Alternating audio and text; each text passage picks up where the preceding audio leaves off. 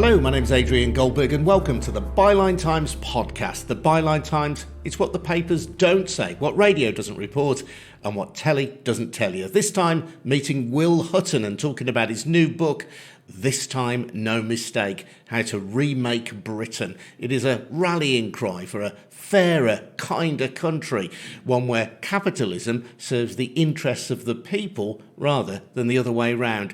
Will is a former editor-in-chief of The Observer. One of his previous books, The State We're In, was a bona fide bestseller. He's laughing at that, but it's true. We're in the offices of Will's publisher, head of Zeus, based in Islington in London. Lots of light streaming in and verdant view through the windows as we overlook from the first floor a public garden springing into life. It's a spring day. Very nice spring day. Will, one of the most important parts of the book, I think, is your attempt to dismantle Thatcherism. Now, Thatcherism, of course, isn't only cheered on by the Conservatives, but it was embraced by Tony Blair. It is embraced to an extent by Keir Starmer. Why was it so important for you to use that as your starting point? Well, I mean, brutally, I think the country is reeling from four gigantic mistakes that got launched by Mrs. Thatcher in 1979. And far from being the author, or authoress, I should perhaps say, of Britain's rejuvenation, I see her as the pernicious author of our decline. And actually, the kind of multiple problems from which the country suffers from has its roots in her. And wrong thinking.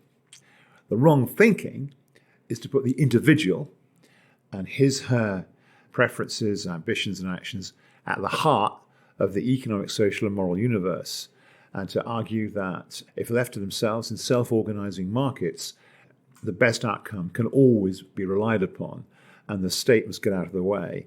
Regulation is an obstacle, taxation is a burden, the state is coercive, and that kind of worldview wasn't only her. Around the world, it was called the Washington Consensus. A lot of people thought it was the answer to the kind of post-war settlement that allegedly had gone wrong. Actually, and I'll be quick, get on with it, there are four big mistakes. One, monetarism. That she launched that. She elected in 1979. There was a budget in 1980 with Sir Geoffrey Howe. And the decade that followed, when you tried to control the rate of inflation, when controlling the money supply, was tremendous deindustrialization, evisceration of our public sector. The industrial heartlands were gutted. All those areas that were so badly hurt by her were to vote Brexit 30 years later, but for no lasting gains. Second disaster that she launched was financial deregulation with the Big Bang of 1986, which led to this extraordinary credit growth and the instability of our banking system, which seemed to create economic growth, but actually was always going to end in tears. And it did in the financial crisis of 2007-8. Three, George Osborne and David Cameron get elected in 2010, and with the same mindset as Mrs. Thatcher, set about trying to shrink the state in the kind of wake of the financial crisis and launch austerity with all the results that kind of on public services, but with no economic gains whatsoever. I mean, it wasn't as if the country responded to cutting the budget deficit in the way they kind of went about it to lead to a private sector investment boom. Far from it. The mindset was, again, bad economics, bad morality, and the impact on British society really kind of there for all to see. And then Brexit, which was informed by the same kind of mindset. We want to set the people free. We're from burdensome EU regulation. We're going to run our own affairs and create a low-tax, low-regulation universe to complete the Thatcherite revolution, as Lord Nigel Lawson said at the time. A country can survive one mistake, but four mistakes of that type, of that seriousness, have led to where we are in 2024. But as I say, Margaret Thatcher is venerated within the Conservative Party, a Conservative Party which has been in power since 2010. She is also held up as a model by many in the Labour Party, perhaps not by ordinary Labour Party members, I should say, but by successive leaders of the Labour Party. So if her reign was so disastrous, why now is she still revered by politicians of right and left, or at least right and almost left in this country? Well, I think it's changing. I mean, Rachel Reeves, in a recent lecture in the city not far from here, called the Maze Lecture, which I went to actually. I mean, she said, look, I think Thatcher was economically wrong, socially wrong, and morally wrong. But you can't deny that in 1979, there was an inflection moment when actually the post-war consensus looked as though it was exhausted, and she launched a new consensus. And what Rachel Reeves, am saying is, as then with Thatcher, so now with the new economic paradigm and a new way of looking at how you manage capitalism, even the leaders of the Labour Party have changed a bit. And the Tory Party, it needs to be said, okay, they venerate Thatcher, but it doesn't work, does it? And the inability of it to work kind of has led to a collapse, really, in the kind of internal cohesion of the party. There are the 5, inverted commas, families, close inverted commas. Failure has turned it into a federation of cults. The 5 are the 5 different factions that the you 5 different identify. factions. There's a faction, there's the European Research Group, which is kind of the faction in favour of kind of distrust of all things European. There's a Northern Research Group, which is in favour of kind of focusing policy on the north of England, but not quite sure what that means.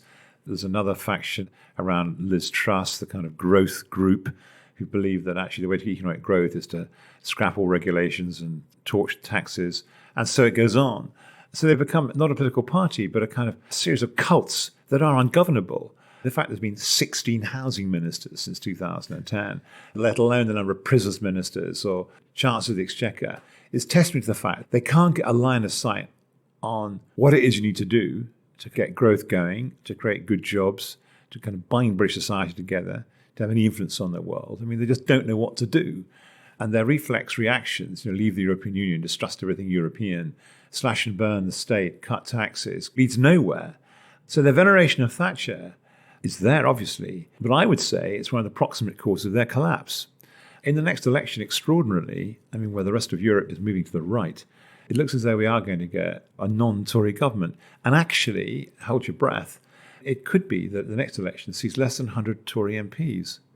And I would say, guys, look, the reason why you're being in such trouble as a political party is because you venerate this woman who is the author of our decline. I think that's a really interesting insight, Will. Are you saying then that Thatcher is the author of their decline because she is the architect of deindustrialisation, that red wall seats, that vote? It's so much. Honestly, it's so much that she's the author of. Yes, she's the author of deindustrialisation. Of course, there was going to be a shrinkage in our industrial base because all advanced industrial countries have experienced that. But ours has been excessive. And my father lost his job in the Thatcherite recession of the 1980s, so I'm very sensitive to this. But an astonishing statistic that between 1979 and 1987 that you draw out in your book is that, is it more than half of the entities, nearly half, 48% of the manufacturing entities in this country in 10 years, were wiped out. Yeah, exactly. No, just the scale of it is just mind-boggling. The excessive exchange rate, the ludicrous way the economy was run.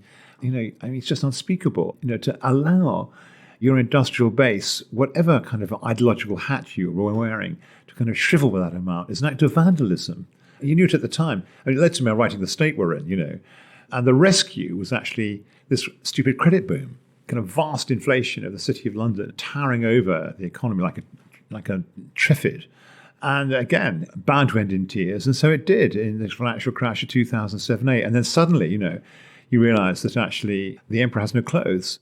That's followed by austerity, in which Osborne and Cameron are self-consciously trying to reproduce what Geoffrey Howe did and Thatcher did kind of 79-80. That's how they kick it off. And then you have the Euroscepticism that she kind of got going towards the end of her reign, which actually led to her cut. One of the reasons why she was deposed with her famous Bruges speech. And, leaving the European Union, which I understand why so many parts of the country that had been hurt so badly by what had happened in the preceding 30 years kind of voted for change to take back control. But the irony was they were voting for the same bunch of people and the same policy mix that had brought them so low. So, you couldn't make it up, really. And underneath these meta mistakes, there's a series of kind of second-order mistakes, which are in many ways just as damaging. What's happened to local government? What's happened to the criminal justice system? What's happened to the prison system? The underinvestment in training and education, the privatization of the probation service and then renationalizing it because it didn't work. And so it goes on. It's very hard to think, really, of one policy success in the last 45 years that's sprung from this philosophy. I mean, the only thing I can think of is kind of stakeholder pensions, but that wasn't really part of this philosophy, and it was done by the outgoing New Labour government. And one or two other things that New Labour did, Sure Start centres and kind of really putting some money behind public services, that worked. But in the main, we've been misgoverned around a kind of misunderstanding of how you get capitalism to work and its interdependence with a strong society for 45 years.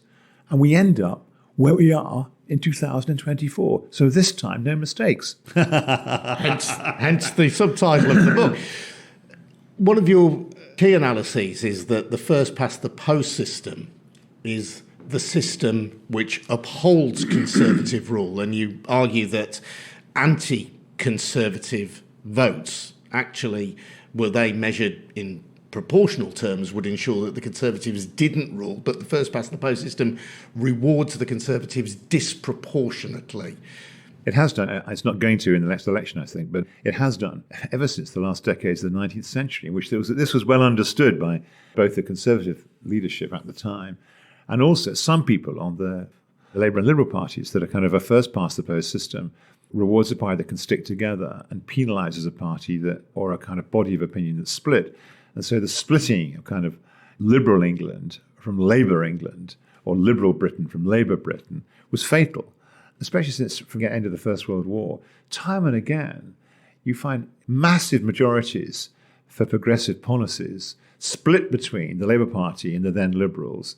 And indeed, it kind of even happens in 1951 when actually the Labour Party wins the popular vote by some margin, but all the votes pile up in industrial constituencies, and the Liberal Party in decline is unable to compete, and consequently the Tories win a lot more seats despite the fact having lower votes overall. So proportionately, Labour should have been in power in 51 rather than losing it, but they lost it. Again, 1929, there should have been a kind of British New Deal, or could have been a British New Deal.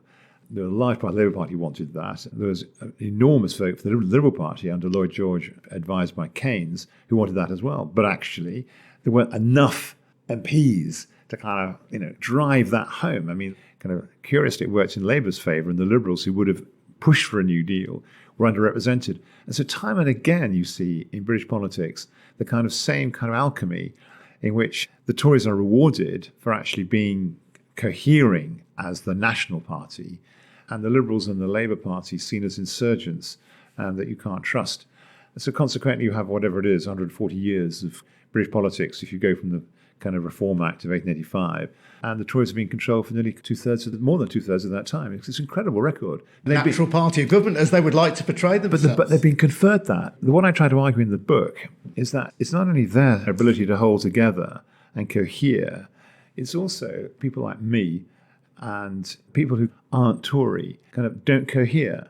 We haven't put together a kind of a philosophy like one nation Toryism or Thatcherism. Both those they've cohered around, one nation Toryism after the war, and then when Thatcher got elected, Thatcherism, until now, when it's all falling apart. We've never managed to put together on the kind of liberal left a philosophy which allows us to kind of cohere and can win election after election after election and appeal to the mass of the British. What I try to do in the book is set out what it is. Well, the left, it loves factionalism, doesn't it? The left... Feuding, always feuding. Here you have the origins of the Labour Party, was kind of, founded in 1900. And it was controversial at the time because from the mid-1870s right up to the election in 1906, there'd been a large number of constituencies in the country which were liberal, but the Liberals have stood aside and said, we're going to allow a kind of a Labour man. It was always Labour men who were unionists who were allowed to stand in industrial areas because the Liberals thought that was a more secure way of getting a progressive voice in the House of Commons, but also it was fair. And there was talk of, the Liberal Party and the rising Labour interest merging into one party, particularly after Keir Hardie had really screwed things up. He founds the Independent Labour Party in 1893. His whole slate, every single candidate he puts up in the 1895 election loses. And there are a lot of people saying, for example, in the Rhondda, there's the Labour and Liberal Association, where their MP, a man called William Abrahams, gets back. He's a Lib Labber. And he says, look, I'm telling you guys, this is not the way to go. The Liberal Party only formed in 1859. What we want to do is to kind of merge with the Liberal Party, maybe take it over and have one party in a first-past-the-post system. Otherwise, what's happened in 1895 is going to happen again and again and again throughout the 20th century. And we guys are not going to get progressive politics implemented. And I have to say, in 2024, William Abrahams representing Rhondda as the Labour and Liberal Association representative was more right than Keir Hardie.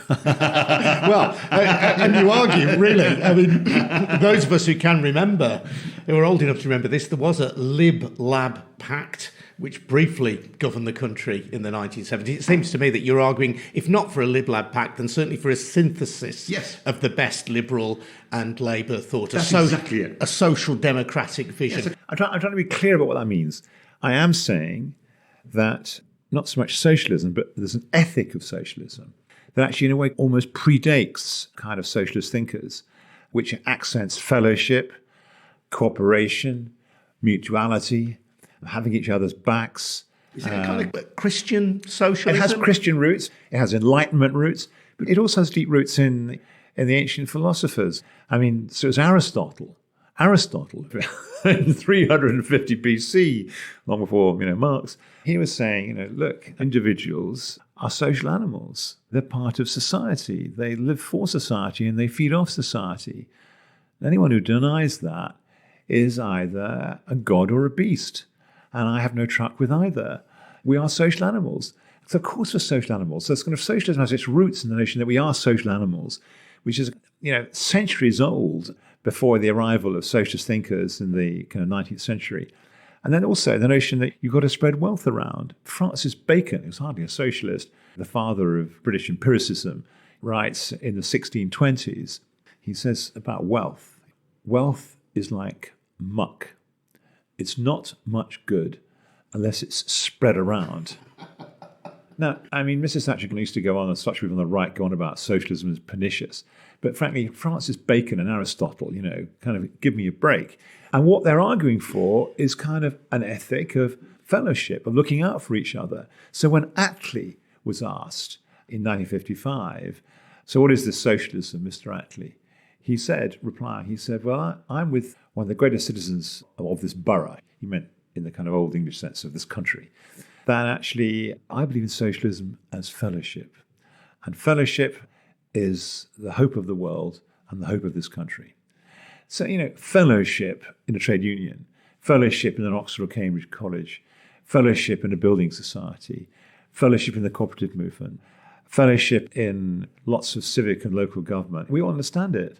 And it's a fundamental human impulse. So one part of the equation of the synthesis is the ethic of socialism, is fellowship, mutuality.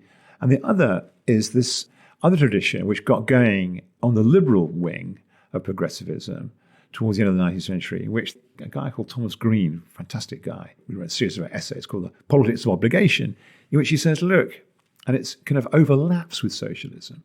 He says, look, individualism of the type that kind of the great liberal, classic liberal thinkers kind of were advocating is kind of a mad view of the way human beings actually are. We are part of society, and the stronger society is, the stronger we as individuals are. There's an iterative, ongoing relationship. We make a strong society through, the schools, the hospitals, the bonds we kind of build, and that has impact on us as people. And he was a tutor of Asquith, of course, who led in the latter years of the great reforming Liberal government, 1906, 1914.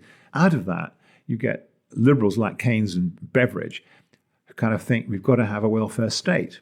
We've got to manage capitalism more intelligently. And so you've got that tradition side by side with another tradition, which is the ethic of socialism, kind of arguing for fellowship and trade unionism and welfare, and certainly accenting the need for more equality. Like a Venn diagram, these two philosophies overlap. And what got in the way of them being the kind of philosophy that bound a single party together was, on the one hand, kind of the Labour Party and socialism is always going to be the enemy of the piece is capital. We've got to socialise the means of production. And they distrusted liberals because they were toffs and basically on the side of capital. So these two wings of the progressivism couldn't actually stick together. Now, in 2024, they can. And we should. I was going to say, you would argue they must. So let me talk about what this would look like, because you reference the statements that great governments make. So the Attlee government of 1945 creates the welfare state, creates the NHS. You talk about the Liberal government between 1906 and 1914, with which I suspect most listeners will be less familiar. I can't imagine that. Tell me a bit more about that.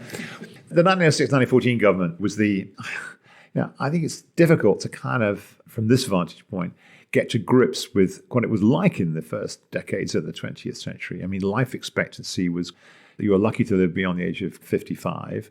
The conditions in our slums was actually cholera, typhoid, unsanitary. I mean, one example, 14,000 men in Manchester volunteered to fight in the Boer War, and the army can only send a tenth of them to South Africa because they're not strong enough to carry a kit bag and a rifle. And there were real worries in the 1418 war that actually British soldiers were just shorter than German soldiers, just unable to fight for so long or so aggressively as the Germans because they were just weaker, physically weaker, because they'd been undernourished and badly fed. Even Winston Churchill thought that. And he left the Tory party in 1903 and joined the Liberals because they were going to do something about it. So what the Liberals tried to do was to education was terrible. They tried to get a national education system. They tried to give pensions for everybody, unemployment benefit. So when you were out of work, you had some income to throw back on. If you were unemployed, you became a pauper. And when you stopped work, you lived in abject poverty till you died. You're looking out the window here, kind of in this part of London, you can see some of the buildings, some of the civic buildings that were built by friendly associations and hospices to kind of deal with the squalor and the distress all around them. And you needed public initiative. And actually the Liberal government did it. And they actually took on the House of Lords, which was entirely Tory and all kind of hereditary. I mean, there are hardly Liberal peers in it at all.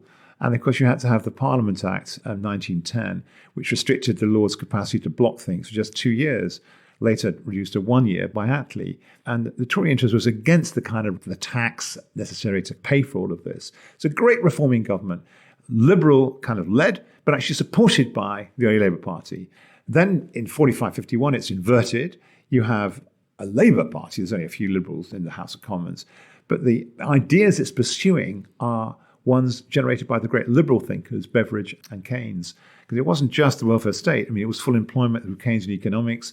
It was nationalisation. It was planning. There was a lot going on, actually. And by the way, it was bloody successful.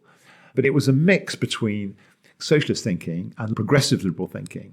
That's my point. So these two great reforming governments did great stuff. Now we need another great reforming government.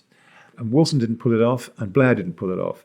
And my hope is that Keir Starmer and the people around him kind of get this and actually will fuse the ethic of socialism with progressive liberalism and do kind of the big things, the transformational things that we need. What does that mean for voters if you are a Lib Dem voter in a Labour constituency or a constituency what I want in the 2024, or if it's in January 25 general election, is the two manifestos, the Labour Party, Liberal Democrat, to kind of speak to each other, and the Greens too. I mean, you do call on Green voters to kind of sacrifice their vote for one of these other two progressive parties, which Greens might say that's outrageous because they stand for fighting climate change in a far more aggressive and progressive way. In the first pass the post system, it's purposeless if you don't get any Green MPs back and you just split the progressive vote and you get the Tories back and they don't give a damn about those. You just got to get real. And by the way, I mean, I do think that people like Ed Miliband, who's the climate change minister, would be kind of, I think the net zero cabinet minister does get it. And I think that in her May's lecture, Rachel Reeves was kind of insisting that the drive to net zero was kind of, it's one of Keir Starmer's 5 missions, for God's sake. But we have seen Labour retreat, haven't they, from their £28 billion Green pledge? Of course, and I kind of, I think we've got to spend more than 28 billion actually. But I mean, I do kind of get it. I mean, you face an unremittingly hostile right-wing press until you've got to kind of stake through its heart this kind of populist, anti-green, climate change skeptic Tory party could kind of resurrect itself and still be in government. So, you've got to stake through its heart. There need to be less than 100 Tory MPs in the next House of Commons so that they can think hard about what it is they need to do to win and actually screaming the odds along the lines of the kind of policies that you get on GB News is not the answer. But to come back to your point, I am saying in a first past the post system, until we change the voting system, one must use your vote tactically. People are doing it anyway, actually. So if you live in a seat which is likely to be won by the Liberal Democrats and you're a Labour voter, a lot of seats kind of in the outskirts of London in particular, around Surrey and Sussex, kind of, or in the southwest of England, brutally, the Liberals start off with with such an advantage that you just have to hold your nose. And there's not much hold nosing to be done, frankly, if the Liberal Democrat manifesto is close to the Labour manifesto and it has big green elements in it. Similarly, vice versa with Labour. So I do argue for tactical voting big time, yeah. But there will be people listening to this who are left-wing Labour voters, not particularly left-wing by historical standards, who think that Keir Starmer is effectively the Conservatives with a red rosette. There will be Green voters who will be thinking, well, why should I give my vote to the Lib Dems or to Labour? It's the system needs to change to accommodate me rather than me accommodating to change the system. Because if I vote, let's say, as a, for example, left-wing Labour voter or as a Lib Dem for Keir Starmer's Labour Party, I won't actually be voting for change at all. I do understand why you say that. I mean, first of all, what I'm trying to do in the book is to outline kind of feasible, achievable change, which is centered around getting capitalism to work for the common good and to grow the economy and to provide kind of a ladder, an economic ladder for everyone, at the same time as there has to be a floor. So there must be ladders up which everyone can climb and floors below which they don't fall. And you need an agile state to kind of construct the social contract that underpins the floor. And you need to manage our capitalism so it does generate jobs and opportunities for all. And it's run by people who hold in mind that you can only run a great firm if it's underpinned by having a great social purpose. Now, that is a big change from where we are at the minute. But, the Labour Party leans into this. Rachel Reeves talks about the fiscal rules, and I think she will urge relaxing them and organising so that we can have an infrastructure and investment revolution. And I think she gets that. She leaned into that position in the May's lecture. I think we have to kind of overhaul the savings and investment system so they can back private investment. We need to kind of have a stronger trade union movement. And I think the new agenda for work the Labour is championing is kind of some of the way there. So, since 1900, the Labour Party was founded, and it was a big church. It contained, everything from kind of Marxist through to gradualist kind of Fabians and all points in between, Christian Methodists and all the rest of it, to be as big a tent as possible to encourage everyone to kind of come in. And of course, what it set up was a dynamic that for 124 years has been about kind of feuding and sectarianism.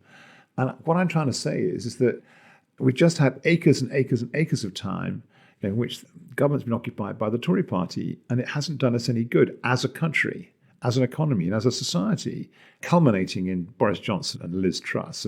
Two disgraces, actually, as Prime Ministers, disgraces. There have been Tories, and I talk a little bit about Harold Macmillan, and we might come back to him as a man who came out of the 30s and really kind of got it in a way that some Tories did, actually, before they got the Thatcherite virus. Let's actually recognise what's good about the ethic of socialism. Let's take the best of progressive liberalism. Let's fuse them into a synthesis. Let's actually create institutions and the policies that get capitalism to work for the common good. And let's construct a social contract that stretches from housing, through education, through health, through the criminal justice system, so that everybody has both a floor below which they can't fall and the opportunity to make the best of themselves and live lives they have reason to value. That, I think, speaks to the majority of the British. That's my conceit. You look at attitude surveys and value surveys, that's where most people are at. They kind of get it. And that's what the book's about. And I'm saying, let's do it. This time, no mistakes. I spoke recently for this podcast to Grace Blakely about her new book called Vulture Capitalism. She is a Marxist, and she talks about the key division in society being between those who own the means of production, the bosses, and those who labour for them, the workers. And she describes a situation in which modern democratic politics works to protect the interests of capital against the workers. I don't think she believes those two things can be reconciled. You plainly do. You think that capitalism can be made to work for the people. Yeah, I do. First of all, I think Grace and her views are part of the coalition, and I respect that position. What it does is it's grit in the oyster. In that sense, have a lot of time for them.